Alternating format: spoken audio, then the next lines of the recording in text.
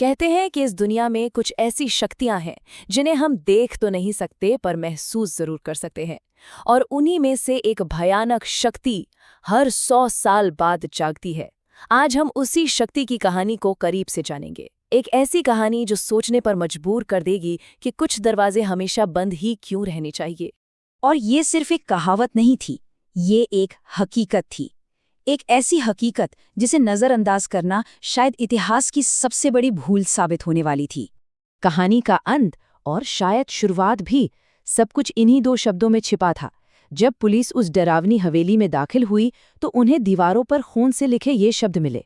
लेकिन इनका असली मतलब क्या था?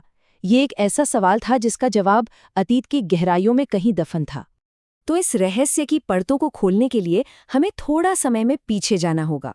हमें ठीक वहीं से शुरू करना होगा जहां ये सब खत्म हुआ था, हवेली के अंदर उस खौफनाक मंजर से। आखिर उस रात हुआ क्या था? जब गांव वाले उन चीखों का पीछा करते हुए हवेली पहुंचे ना, तो अंदर का नजारा देखकर उनके होश उड़ गए।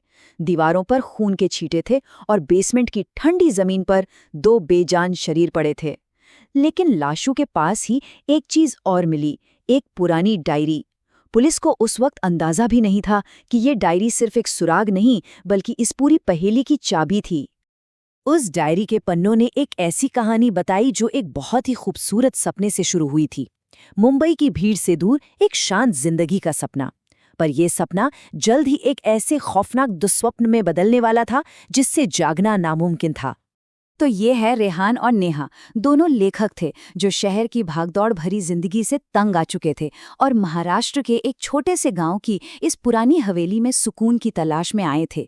उन्हें इस बात का जरा भी अंदाजा नहीं था कि जिस शांति को वो ढूंढ रहे थे वो इस हवेली की दीवारों के पीछे हमेशा के लिए दफन हो चुकी थी। एक दोपहर जब रेहान लिखने की कोशिश कर रहा था तो उसे बेसमेंट से कुछ अजीब सी आवाजें सुनाई दी। नीचे जाकर उसने देखा कि एक पुरानी रॉकिंग चेयर अपने आप धीरे धीरे हिल रही थी और हर बार वो एक पुराने जंग लगे संदूक से जाकर टकराती, मानो जैसे वो संदूक उसे अपनी ओर बुला रहा हो।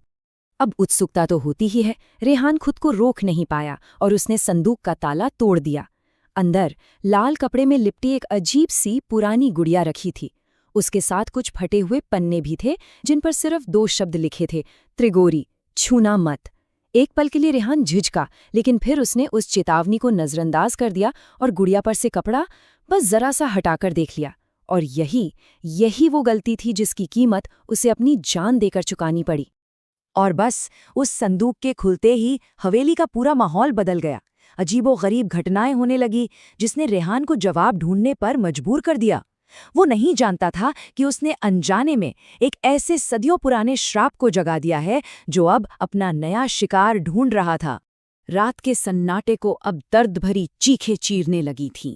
घर की बत्तियां अजीब तरह से जलती बुझती और एक सुबह तो हद ही हो गई जब घर के बाहर एक काली बिल्ली की लाश मिली जिसे बड़ी बेरहमी से मारा गया था। रेहान को अब यकीन हो गया था कि इस घर में वे अकेले नहीं हैं, कोई या कुछ उनके साथ था। जब रेहान ने एक स्थानीय पंडित से मदद मांगी तो उसे एक ऐसे भयानक सच का पता चला जिसने उसके होश उड़ा दिए। पंडित ने उसे काल त्रिगोरी के बारे में बताया, एक विनाशकारी काली शक्ति जो हर 100 साल में सिर्फ और सिर्फ तभी जागती है जब 3 दुर्लभ खगोलीय घटनाएं एक ही महीने में होती हैं। और किस्मत देखिए, वो महीना अप्रैल का ही था। 1 अप्रैल से 30 अप्रैल तक का ये जो समय था जिसे काल त्रिगोरी कहा जाता है, सदी का सबसे खतरनाक महीना माना जाता है। और रेहान और नेहा ठीक उसी महीने के बीचों बीच फंसे थे, एक ऐसी तबाही के मुहाने पर खड़े थे जो सब कुछ खत्म कर सकती थी। पंडित ने एक और रोंगटे खड़े कर देने वाली बात बताई। ठीक 100 साल पहले इसी गांव में एक डायन ने उसी गुड़िया का इस्तेमाल करके इस शक्ति को जगाया था और नतीजा, एक ही रात में 500 मौतें। और अब इतिहास खुद को दोहराने के लिए पूरी तरह तैयार था। उम्मीद की एक आखिरी किरण के साथ रेहान ने पंडित से इस शक्ति को शांत करने के लिए एक अनुष्ठान करने को कहा। लेकिन वे नहीं जानते थे कि उस रात वे जो करने जा रहे थे वो उन्हें बचाने के बजाय उनकी तबाही का सबसे बड़ा कारण बन जाएगा। पंडित ने इंसानी खोपड़ियों और मरे हुए जानवरों से एक घेरा तैयार किया। जैसे ही मंत्रोच्चार शुरू हुआ, हवा भारी हो गई। दीवारों पर एक 10 फुट लंबी परछाई नाचने लगी और घर की चीजें हवा में उड़ने लगीं। अचानक वो दोनों काली बिल्लियां एक दूसरे पर झपटीं और एक दूसरे को मार डाला। इस खौफनाक मंजर को देखकर नेहा की चीख निकल गई। देखिए, उस लाल कपड़े का बस एक ही मकसद था, उस शक्ति को काबू में रखना, उसे कभी नहीं हटाना था। लेकिन अपनी दहशत में नेहा को लगा कि गुड़िया ही सारी समस्या की जड़ है। उसने उस गुड़िया को बिना लाल कपड़े के उठाया और सीधा आग में फेंक दिया। ये एक ऐसी गलती थी जिसे अब सुधारा नहीं जा सकता था। नेहा को ऐसा करते देख पंडित के चेहरे का तो रंग ही उड़ गया। वो कांपते हुए चिल्लाया, ये क्या किया तुमने? उस गुड़िया को बिना लाल कपड़े के छूकर तुमने अपने पूरे परिवार को मौत के मुंह में धकेल दिया है। अब तुम्हें कोई नहीं बचा सकता। और इतना कहकर पंडित अपनी जान बचाने के लिए पूजा बीच में ही छोड़कर वहां से भाग गया। पंडित के जाते ही वो श्राप अपनी पूरी ताकत से उन पर टूट पड़ा और फिर मौत का जो तांडव शुरू हुआ, उसने एक के बाद एक सब कुछ छीन लिया।